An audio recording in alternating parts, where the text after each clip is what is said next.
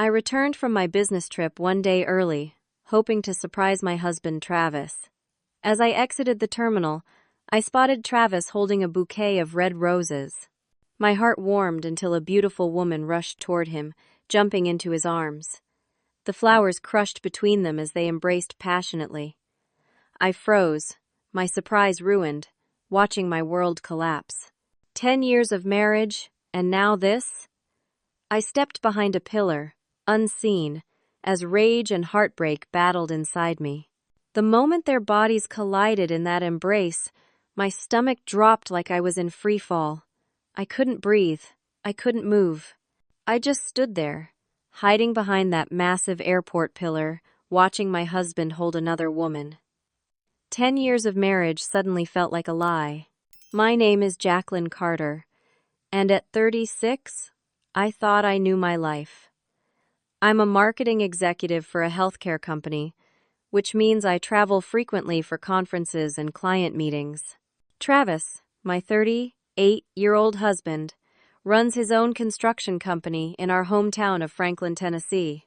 We met in college, married at 26, and built what I thought was a rock-solid relationship. But lately, things had been different between us. For the past 3 years, we'd been trying to have a baby without success. Each month brought new disappointment, new medications, new procedures. The stress had taken its toll on our marriage.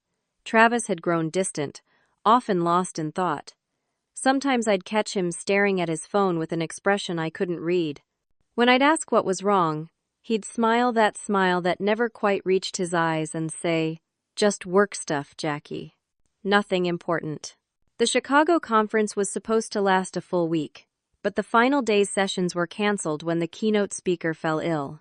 I had debated calling Travis to tell him I was coming home early, but then decided to surprise him instead. Maybe an unexpected reunion would help spark something in our increasingly routine relationship.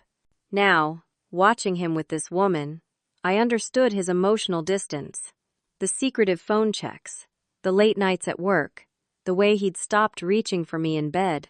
I studied the woman from my hiding spot. She was stunning, with long auburn hair and a confidence in her movements that spoke of someone completely comfortable in her own skin. She wore a simple blue dress and heels that emphasized her slender figure. She wasn't young exactly, maybe early 30s, but she had that effortless beauty that made my stomach twist with insecurity. Instead of confronting them immediately, something held me back. Maybe it was shock, or perhaps some self-protective instinct. I decided to follow them, to understand more before showing my hand. I needed to know how deep this betrayal went. I kept a safe distance as they walked through the airport, his arm around her shoulders, her hand on his back touches that spoke of intimacy and comfort.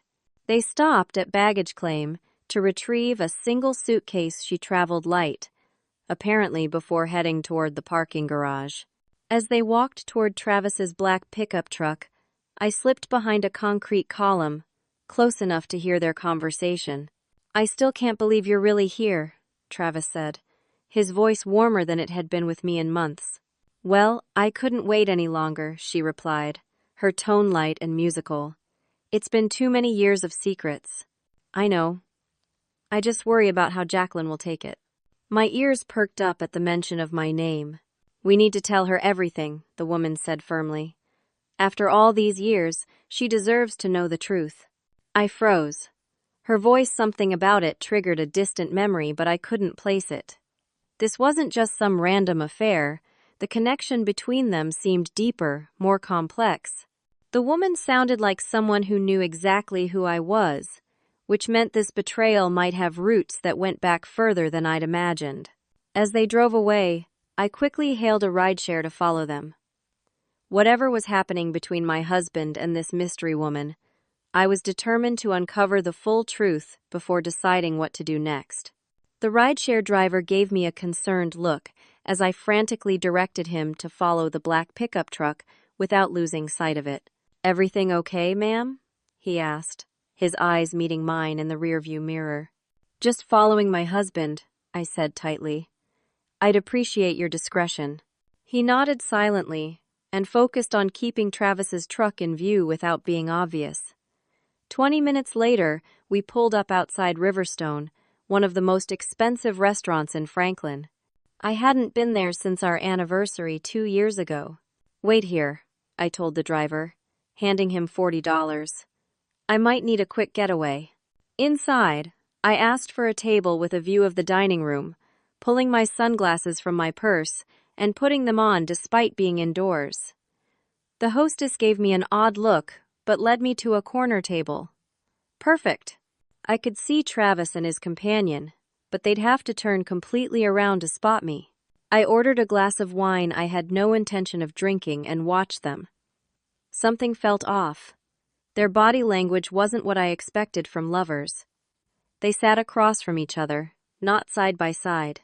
They leaned in when speaking, clearly engaged, but there were no furtive touches, no fingers intertwining, none of the physical indicators of a romantic relationship. At one point, the woman pulled out her phone and showed Travis something on the screen. His reaction startled me.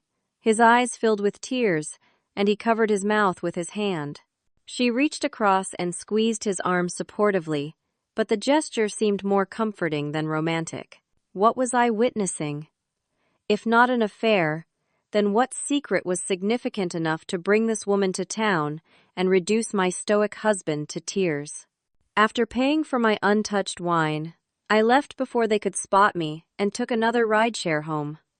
Travis had texted earlier that he'd be working late, so I knew I had time to investigate. In our bedroom, I pulled out our old photo albums. Something about the woman's face, her voice, it nagged at me, like a word on the tip of my tongue. I flipped through pages of our college years, our wedding, vacations, nothing. Then I found a box of Travis's high school memorabilia in the back of our closet. In his senior yearbook, I found her, Jessica Lawson. She was a year behind Travis, but they'd been in drama club together. There were several photos of them, at competitions, in costume for the school play, and one at prom. Travis had never mentioned taking anyone named Jessica to prom. I searched for her online and found a Jessica Lawson who worked as a pediatric nurse in Seattle. Her profile picture confirmed it was the same woman. She'd moved across the country right after high school. Why was she back now, nearly 20 years later? With Travis still out, I did something I'd never done before I searched his home office. His laptop was password protected, but I knew he kept important papers in the bottom drawer of his filing cabinet. Behind tax returns and insurance policies, I found a folder labeled simply J. Inside were emails printed out between Travis and Jessica, dating back 6 months. They started formally her reaching out after finding him on social media, him responding with surprise. But they quickly grew more personal. They discussed family history and DNA results. One line jumped out at me. "If the tests confirm what we suspect, this changes everything for both of us." What tests? What suspicions? Digging deeper, I found medical paperwork. Travis had undergone genetic testing for Huntington's disease just 3 months ago. The results were positive. My husband carried the gene for a devastating, terminal neurological condition, and he had never said a word to me about it. The paper trembled in my hands. Huntington's disease. I knew the basics. It was genetic. It caused progressive physical and mental deterioration, and there was no cure. Symptoms usually appeared in midlife. At 38, Travis was entering the window when the disease could begin to manifest. Suddenly, his recent behavior made more sense: the distraction, the emotional distance. He was carrying the weight of a terminal diagnosis. But why tell Jessica and not me? What connection did they share that made her his confidant instead of his wife? I sat on the floor of his office, surrounded by papers that told a story I couldn't fully comprehend yet. The sound of Travis's truck in the driveway jolted me back to reality. I quickly replaced everything except one critical page, the test results, and returned to our bedroom. When he entered, I was sitting on the edge of our bed, the medical report in my hand. "Jackie?" Travis stopped in the doorway, his face draining of color when he saw the paper in my hand. What are you doing home? You're supposed to be in Chicago until tomorrow. And you're supposed to be working late, I replied, my voice surprisingly steady despite the storm inside me. Instead, you were at Riverstone with Jessica Lawson. He flinched at the name, confirming my discovery. You followed me? I saw you at the airport, I said, with flowers. She jumped into your arms like you were her long, lost love. Travis closed his eyes briefly. It's not what you think. Then explain it to me, I demanded, holding up the medical report. Explain why you have Huntington's disease, and I'm finding out from papers hidden in your office instead of from my husband. Explain why you're confiding in your high school girlfriend instead of me. Travis sank into the chair across from me, looking suddenly older, worn. Jessica isn't my girlfriend. The prom photos suggest otherwise. That was 20 years ago, Jackie. We dated in high school, yes. But what's happening now, it's complicated. I've got all night, I said, crossing my arms. Travis ran his hands through his hair, a nervous gesture I'd seen countless times throughout our marriage. Jessica contacted me 6 months ago. Her mother died last year. I'm sorry for her loss, but what does that have to do with us? Her mother's death certificate listed my father as Jessica's next of kin. He looked up, meeting my eyes. My estranged father, the man who walked out when I was 10. I frowned, processing this information. Are you saying? Jessica reached out because she discovered we might share a father, that William Carter had a relationship with her mother, while still married to my mom. That we might be half siblings. The revelation hit me like a physical blow. This wasn't the confession I'd been expecting. The DNA test? I asked. We did it 3 months ago. It confirmed we're half siblings. Same father, different mothers. My mind raced to catch up. But the Huntington's test? Why would you get tested for that? Travis's expression darkened. Jessica's mother didn't just die. She died from Huntington's disease. When Jessica realized we might be related, she told me about the family medical history I never knew. My father carried the gene. He never told my mother. He disappeared before symptoms would have appeared. And you tested positive. It wasn't a question. Travis nodded, his eyes filling with tears. 50% chance of passing it to children. Good thing we haven't been able to conceive, right? His laugh was hollow, bitter. The cruel irony struck me. For 3 years, we'd been desperately trying to have a child, not knowing Travis carried a gene that could condemn that child to the same fate he now faced. Why didn't you tell me? I asked, my anger giving way to hurt. I couldn't, he whispered. At first, I was just in shock. Then I started researching what it meant. The prognosis, the progression. By the time I understood what was coming, I didn't know how to bring it up. How do you tell your wife you're going to gradually lose control of your body and mind? That the man she married will disappear piece by piece? You tell her because she's your wife, I said, my voice breaking. Because she promised in sickness and in health. Because she deserves the chance to stand by you. Travis looked away. Jessica understands what's coming better than anyone. She watched her mother decline. She knows what this disease does to a family. So you've been confiding in her instead of me. She's my sister, Jackie. My blood. And she's been through this before.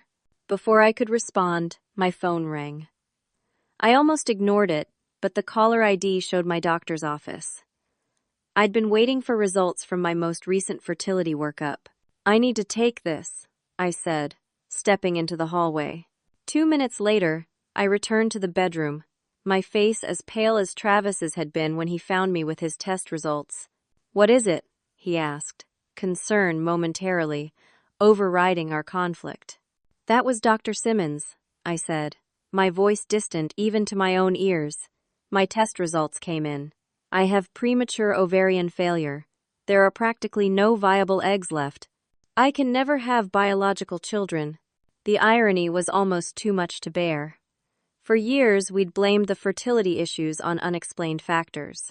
Now, in the span of one evening, we'd discovered the cruel truth his genes made having children dangerous. My body made it impossible. "Jackie, I'm so sorry," Travis said, reaching for me. I stepped back, suddenly unable to bear his touch. "All this time, we've been keeping secrets from each other. You with your diagnosis, me with my fears about my fertility. What happened to us, Travis? When did we stop being partners?" "I was trying to protect you," he insisted. "By shutting me out? By letting me find out about your condition by accident?" My voice rose. "By spending time with Jessica instead of coming to terms with this together?" "I didn't know how to tell you," he shouted, rare anger flashing across his face. "I'm dying, Jacquelyn. Slowly, painfully, and with no dignity. I'll lose control of my body, my mind. I'll forget who you are, who I am. I'll become a burden, a patient instead of a husband. How was I supposed to sentence you to that?" "That wasn't your decision to make," I said coldly. "You decided for both of us that I couldn't handle it. You robbed me of the chance to choose to stand by you." We stared at each other across the room, two people who'd shared a bed, a home, a life for 10 years, suddenly realizing how far apart we'd drifted. "I think I need some space," Travis finally said. "I'll stay at Blake's for a few days. We both need time to process everything." As he packed an overnight bag, I sat motionless on our bed, wondering how in the span of 12 hours, I'd gone from excited to surprise my husband to watching him walk out the door, our marriage hanging by a thread. 3 days passed without word from Travis. 3 days of alternating between rage, grief, and paralyzing fear. I called in sick to work, unable to focus on marketing strategies while my personal life imploded. On the 4th day, I finally showered, put on real clothes, and called my best friend, Samantha. "Can you come over? I need to talk." Samantha arrived an hour later with coffee and pastries. "You look awful," she said bluntly as I opened the door. "What happened?"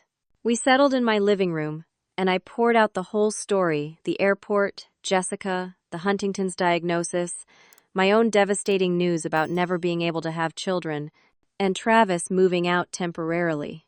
Samantha listened intently, her expression shifting between shock, sympathy, and something else I couldn't quite identify. When I finished, she was quiet for a long moment. "You didn't know anything about the Huntingtons before finding those papers?" she finally asked.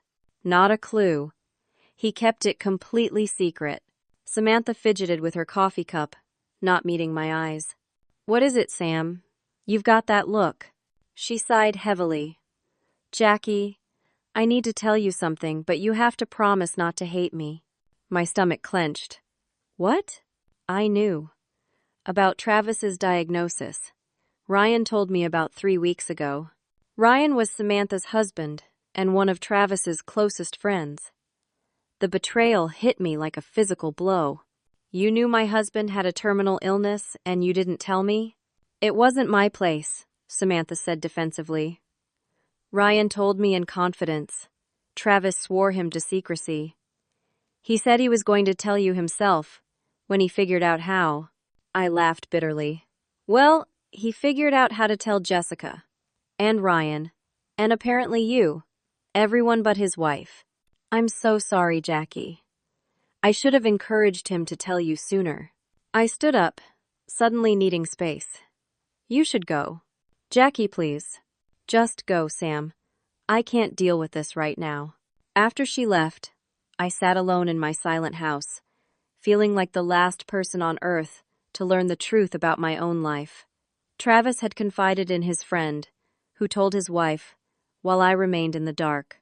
The circle of secrecy had expanded to include everyone but me. The next week passed in a blur. Travis texted daily with bland updates he was doing okay, thinking of me, giving us both space to process. I responded with equally non-committal messages, neither of us brave enough to address the chasm between us.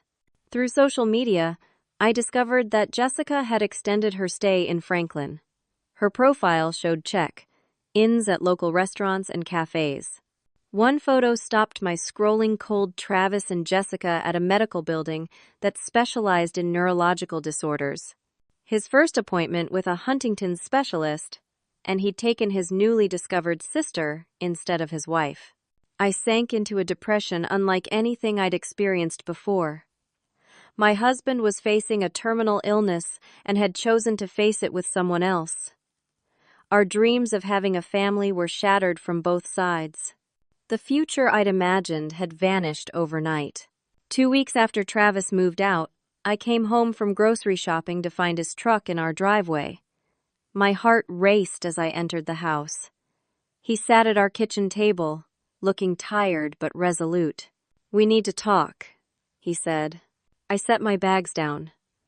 "Yes, we do. I've been doing a lot of thinking," he began. "About us, about the future. This diagnosis. It changes everything, Jackie." "It doesn't have to," I countered. "We face it together. That's what marriage is." He shook his head. "You don't understand what's coming. Jessica does. Her mother was bedridden for years. She needed round-the-clock care. She didn't recognize her own daughter toward the end. So what are you saying?" "I'm saying I can't ask you to sacrifice your life to care for me. You're still young. You deserve better than spending the next 10 to 15 years watching me deteriorate." I stared at him in disbelief. Are you breaking up with me because you're sick?" "I'm being realistic," he said firmly. "This disease is a death sentence, but it's a slow, painful one. I've seen what it did to Jessica's family. I won't do that to you."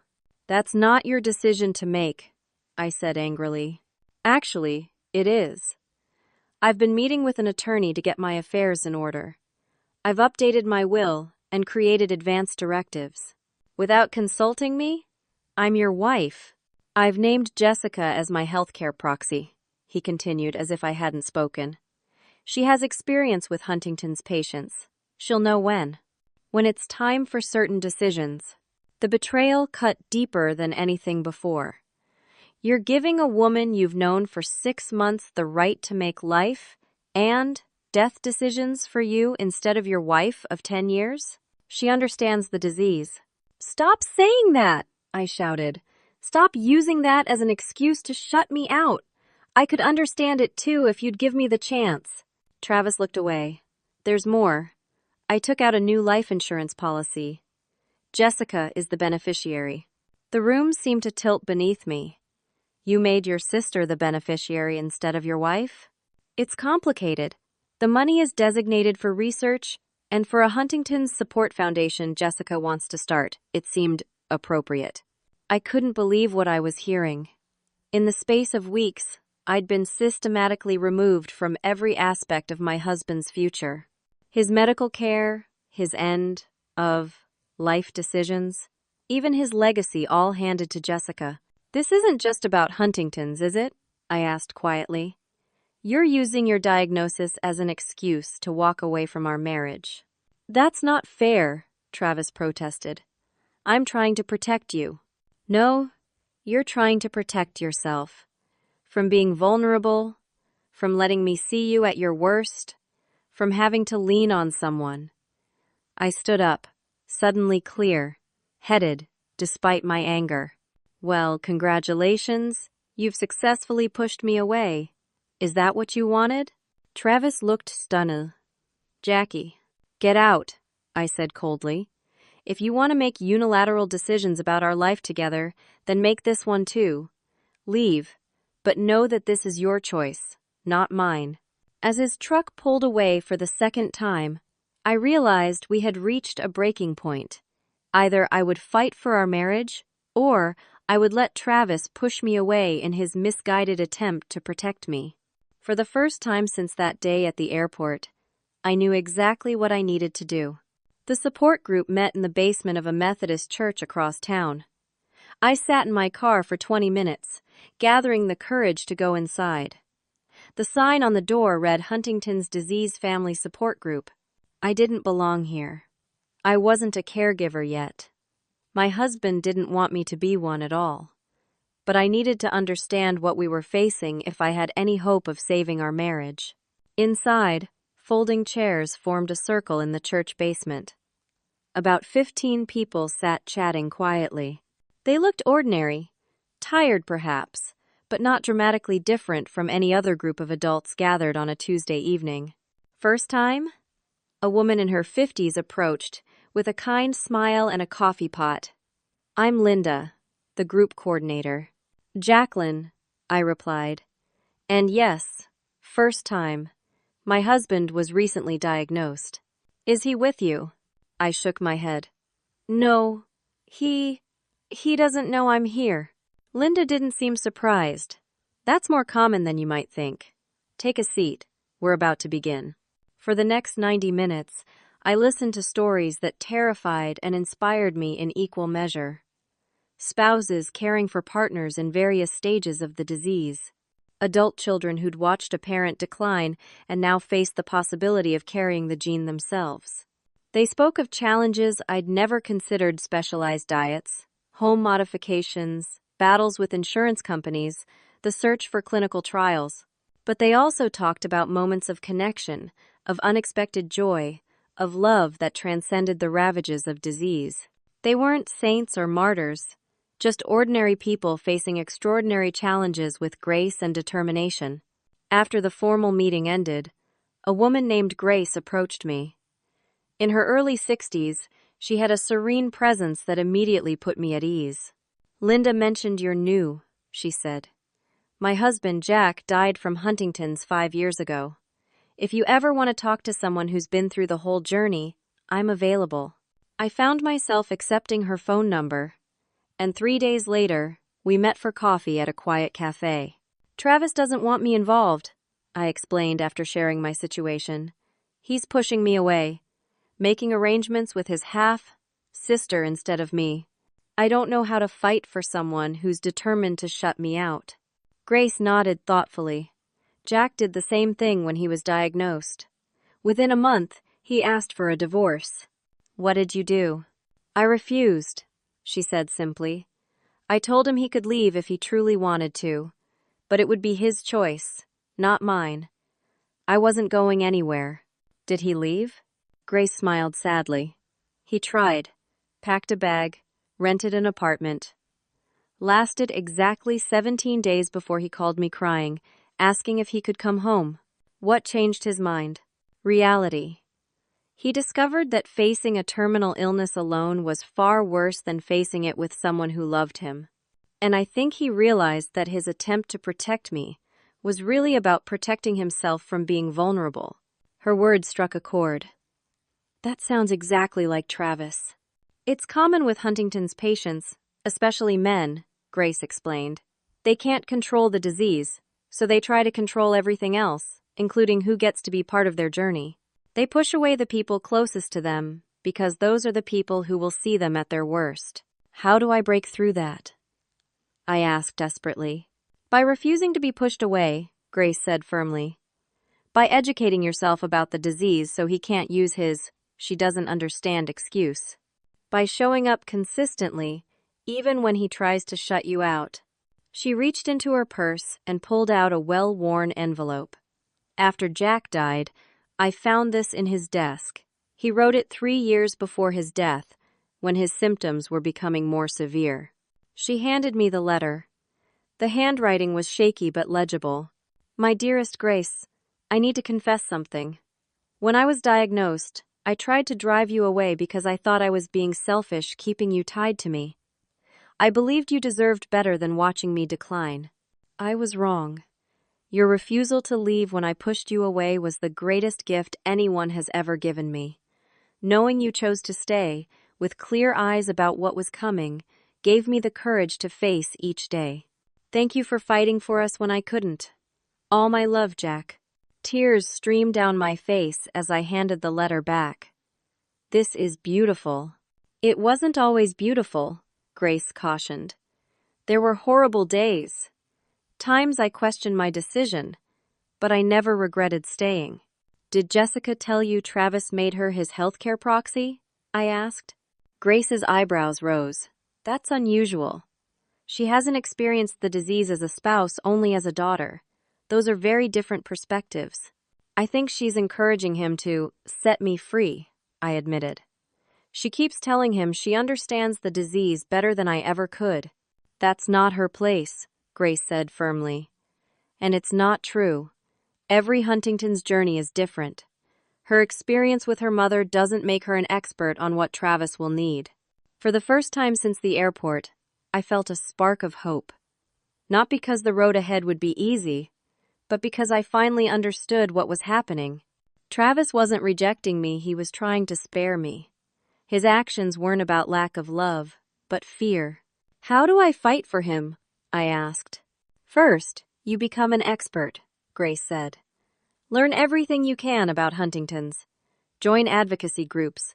Attend medical appointments if he'll let you, or show up anyway if he won't. Make it impossible for him to claim you don't understand. And if that doesn't work? Grace squeezed my hand. Then you make him face what he's really doing, choosing fear over love. Sometimes we need to hit rock bottom before we can rebuild. As I drove home from meeting Grace, something shifted inside me. The victim mentality I'd been nurturing fell away. I wasn't helpless in this situation. Travis might have Huntington's, but that didn't give him the right to dismantle our marriage without my consent. For 3 weeks, I immersed myself in everything Huntington's related. I joined online support groups, read medical journals, and attended every local meeting I could find. I learned about clinical trials, emerging treatments, and practical strategies for managing symptoms. I connected with other spouses and partners, absorbing their wisdom and experience. All the while, Travis continued his separate life. He called occasionally, always with the same distant politeness. He'd fully moved in with Blake now, and according to mutual friends, was spending most of his free time with Jessica, introducing her around town as his sister. Then I discovered something that forced my hand. A friend who worked at the county courthouse mentioned seeing Travis there with his attorney. Public records confirmed my worst fear: he'd filed preliminary divorce papers. Instead of breaking me, the news crystallized my resolve. Travis wasn't just pushing me away emotionally now, he was trying to sever our legal bond. The time for patient understanding had passed. If I wanted to fight for our marriage, I needed to act decisively. I called Grace that night. He's filing for divorce. What do I do now? You show up, she said without hesitation. You make him look you in the eye and tell you he doesn't want you anymore. No more hiding behind protecting you or Jessica understands better. Make him own his decision. The next morning, I called Travis's attorney's office and learned they had an appointment scheduled for 10 a.m. I dressed carefully in a blue dress Travis had always loved, gathered my research and Grace's letter, and headed downtown, ready for the most important confrontation of my life. The receptionist at Caldwell and Associates looked startled when I gave my name. Mrs. Carter? We have you scheduled for next week to receive the papers, not today. I'm not here to receive anything, I said calmly.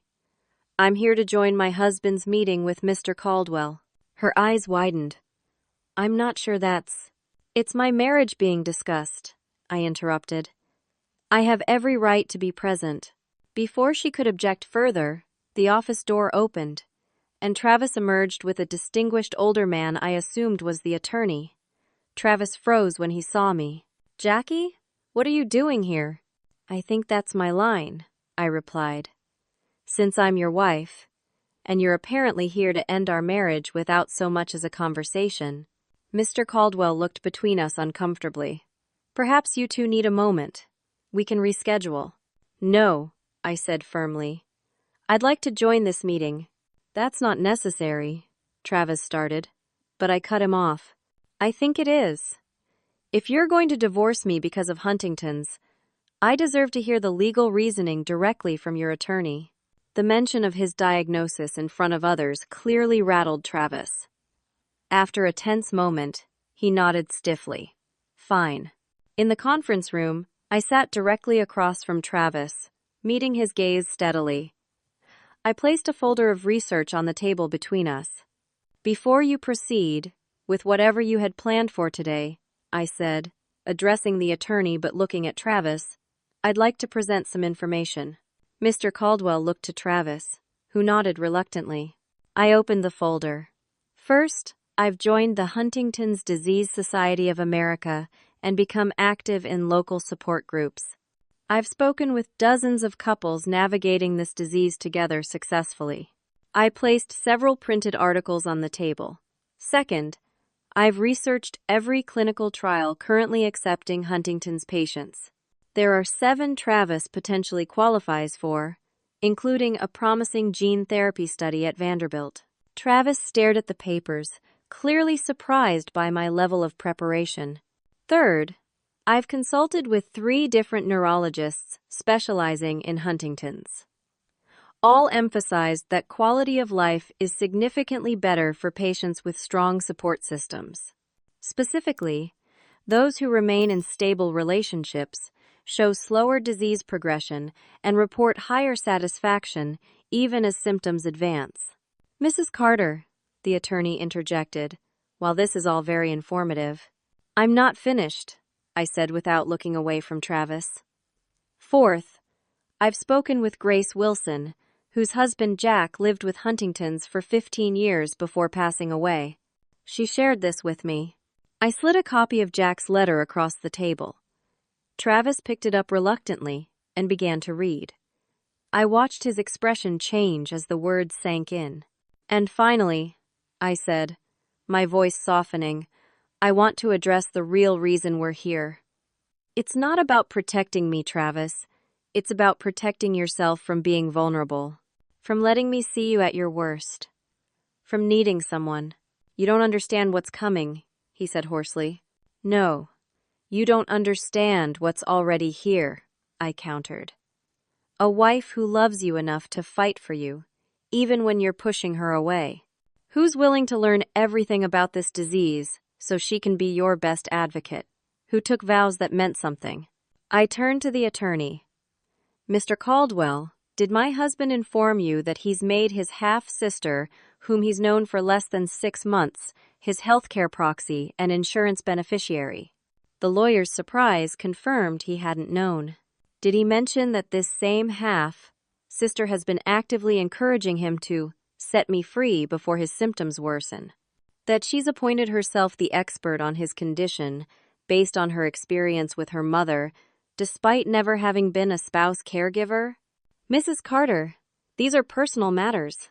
"They're legal matters," I corrected. "My husband is making life-altering legal decisions based on fear rather than sound judgment.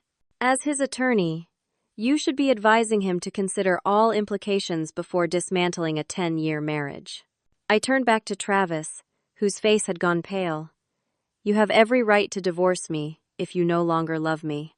But if you're doing this because you think it's best for me, or because Jessica has convinced you I can't handle what's coming, then you're making a terrible mistake." The conference room fell silent. Travis stared at the letter in his hands, then at the research I'd compiled. When he finally looked up, his eyes were wet. "Could we have a moment alone?" he asked the attorney, who quickly excused himself. When the door closed, Travis's carefully maintained facade crumbled.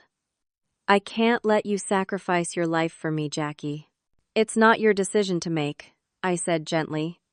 "This is my life, too. My choice.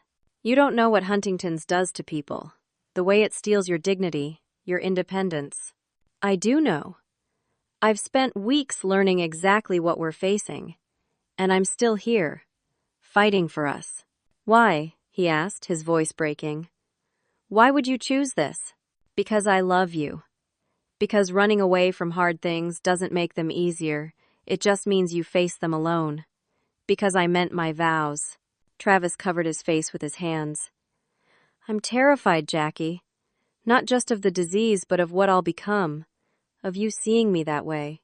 "And you think I'm not scared?" I reached across the table and pulled his hands away, forcing him to look at me. "Of course I am. But we can be scared together. That's what partnership means."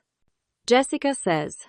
"I don't care what Jessica says," I interrupted firmly. "She's your sister, and I'm glad you found each other. But she is not your wife. She doesn't get to make this decision for you. She's been through it before, Travis insisted. She knows what's coming. She knows what happened with her mother. Every Huntington's journey is different, and she experienced it as a daughter, not as a spouse. Those are very different perspectives. I moved to the chair beside him, taking his hands in mine. Jessica is projecting her own experience onto our marriage. Maybe she feels guilty that she couldn't do more for her mom. Maybe finding you gave her a second chance to be the perfect caregiver. But that's about her needs, not yours. And certainly not about what's best for us. Travis was quiet for a long moment. I've made such a mess of things, he finally said. The way I shut you out, the legal changes behind your back. Those can be fixed, I said. But first, I need to know. Do you still love me? Do you want our marriage? Or are you using Huntington's as an excuse to leave? Of course I still love you, he said without hesitation. I never stopped. Everything I did, as misguided as it was, came from wanting to protect you. Then come home, I said simply. Cancel these divorce proceedings. We'll figure out the rest together. Travis hesitated. What about Jessica? She's extended her stay, found temporary work at the local hospital. She moved here to be part of my life. She can still be part of your life as your sister, not your proxy wife. I'll make peace with her if you'll set clear boundaries. Before Travis could respond, there was a knock at the door. Mr. Caldwell poked his head in. Everything all right? Travis looked at me, then back at the attorney. We won't be needing your services today. I'd like to withdraw the divorce petition. The relief that flooded through me was almost dizzying. It wasn't a resolution to all our problems, but it was a start, a commitment to face whatever came next together, rather than apart. As we left the attorney's office, Travis stopped me in the parking lot. There's someone I need to talk to before we go home. I knew immediately who he meant. Jessica. He nodded. I need to explain things to her face to face. She's been a support to me, in her way. She deserves that much. Do you want me to come with you? Travis considered this. Yes, I think it's time you two really met. No more secrets, no more separate conversations. If we're going to get through this, we all need to be honest with each other. The conversation with Jessica proved more difficult than anticipated. We met at her temporary apartment, where her initial shock at seeing me quickly gave way to defensiveness. I was only trying to help, she insisted. I watched what Huntington's did to my mother. I didn't want Jacquelyn to suffer the same way. That wasn't your decision to make, Travis said gently. I let you influence me when I was vulnerable, and that was wrong. So what now? Jessica asked, hurt evident in her voice. You just cut me out of your life after we finally found each other? No one's cutting you out, I assured her. You're Travis's sister. You'll always be family. But you need to respect our marriage and the decisions we make together. Including the healthcare proxy and insurance policy, Travis added. Those need to be changed back to Jackie. Jessica looked away, clearly struggling with the shift in her role. I just wanted to help. And you can, I said.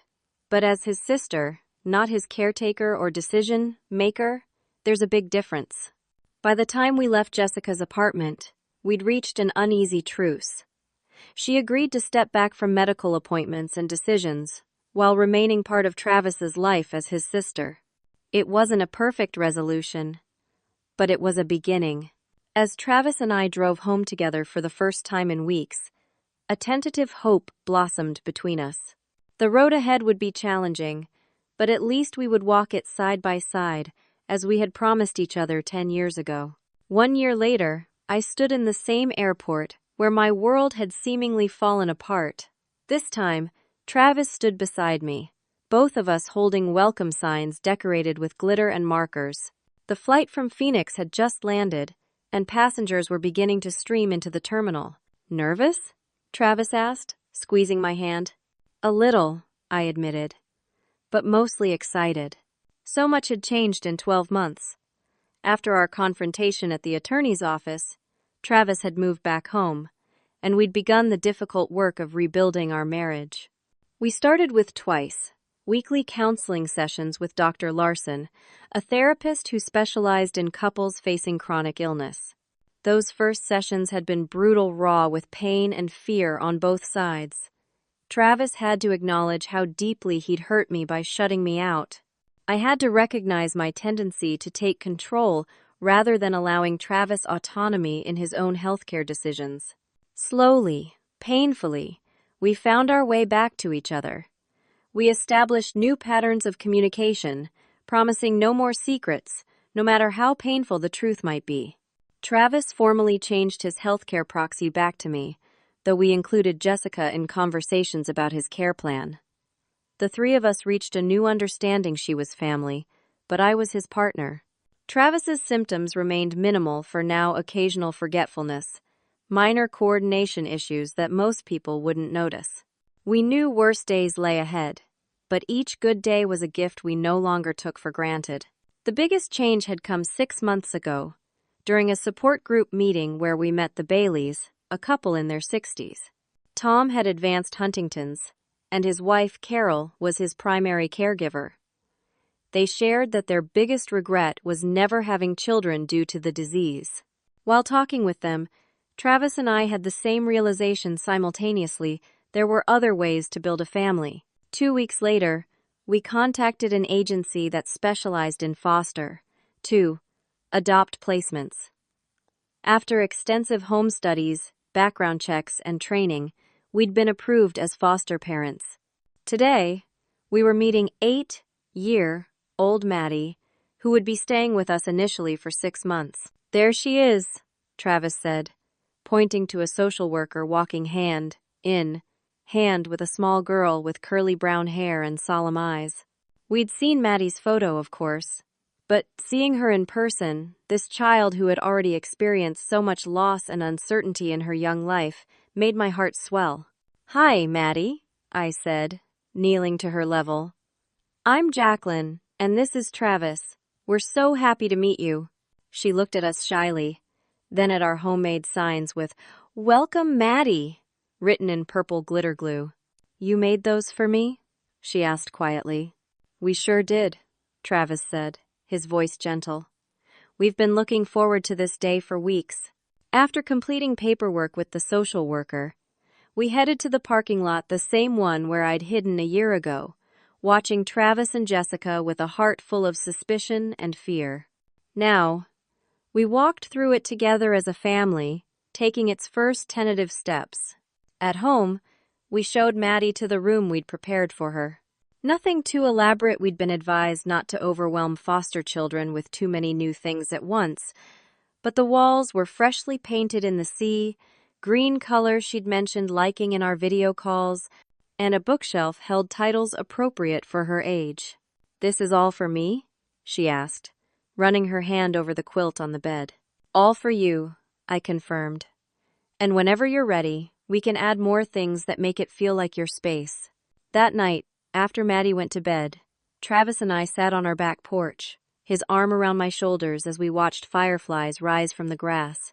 "A year ago, I thought my life was ending," he said quietly. "Not just because of the diagnosis, but because I couldn't imagine a future that wasn't defined by loss." I leaned into him, remembering the pain of those days. And now? Now I see that Huntington's is part of our story, but it's not the whole story. We get to decide what matters most in the time we have. "And what matters most to you?" I asked.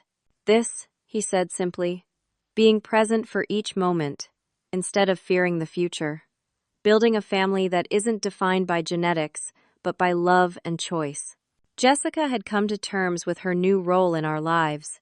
She'd moved permanently to Franklin, taking a position at the local hospital. She joined us for Sunday dinners and helped establish a regional Huntington's support group. She was no longer trying to replace me, but had found her own place in our extended family. We'd also reconnected with Samantha and Ryan. That relationship had taken longer to repair, but ultimately, I'd recognized that they'd been caught in an impossible situation. True friendship meant forgiveness, even when it was difficult. The journey ahead wouldn't be easy. Travis's disease would progress.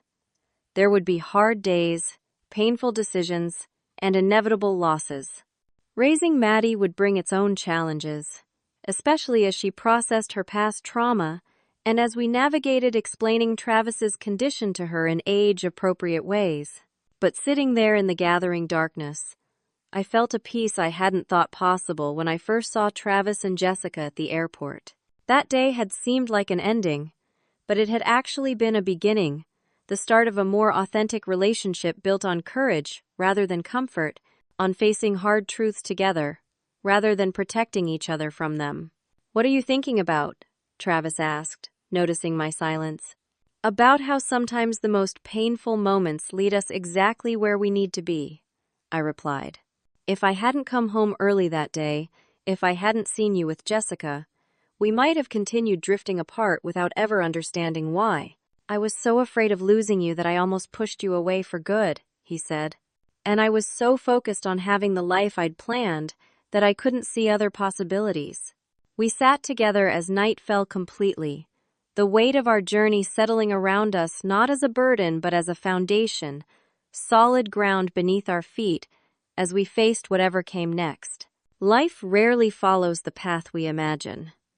A year ago, I thought I was watching my marriage end in an airport terminal. Instead, I was witnessing the painful but necessary collapse of old patterns that weren't serving us anymore. The flowers Travis brought that day weren't a symbol of betrayal but of connection, the beginning of a complicated but ultimately healing relationship with a sister he never knew he had. The woman jumping into his arms wasn't a lover, but family, a mirror, showing us both our fears and our capacity for growth. And the pain of that moment wasn't an ending, but a doorway to a more authentic life together. If there's one thing I've learned through all of this, it's that true love isn't about protecting each other from pain or difficulty. It's about choosing to face those challenges together, even when that choice is terrifying. It's about refusing to be pushed away when fear threatens to divide us. It's about fighting for connection when it would be easier to retreat into separate corners. Have you ever faced a moment when everything you thought you knew suddenly changed? When a relationship you trusted was tested in ways you never imagined? If you have, I hope our story reminds you that even the most painful revelations can lead to deeper understanding if we're brave enough to face them honestly. Thank you for listening to my story. If it resonated with you, please comment below about a time when a painful truth ultimately led to growth in your own life. Like this video if it touched your heart, subscribe for more stories about love and resilience, and share it with someone who might need to hear that even our darkest moments can lead to unexpected light. Until next time, remember that sometimes the most challenging chapters of our lives turn out to be the most important ones in our story.